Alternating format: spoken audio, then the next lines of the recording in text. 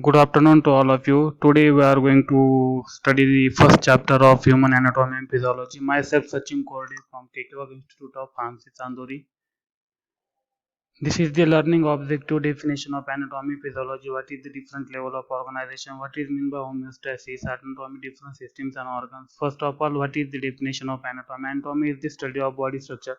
That is the gross structures of human body that is called as anatomy, and physiology to study the functions of each part and their interconnections with each other, that is called as physiology. Subdivisions of anatomy like histology to study of tissue, cytology to study of cell, pathology to study the anatomical changes due to the disease.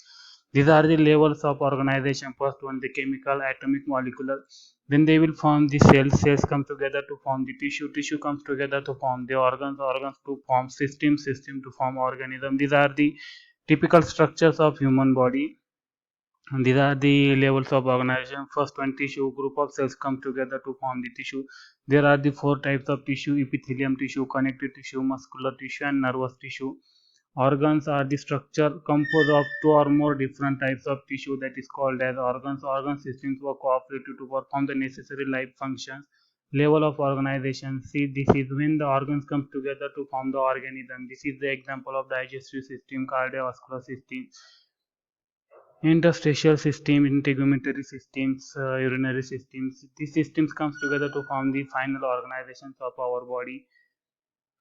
An organization consists of a collection of systems, six important life process: metabolism, responsiveness, movement, growth, differentiation, reproduction. In health, all parts of body must be functioning together in process called homeostasis.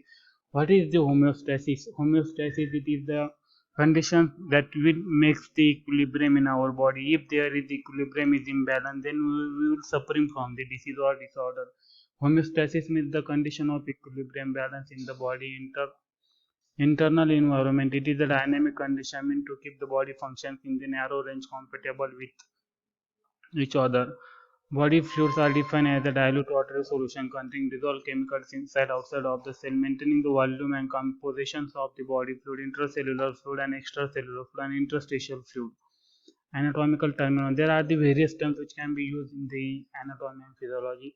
Proximal, that is nearest to the origination. Distal means the far away from the origination. Superficial means the towards the surface. Deep means towards the core of the body.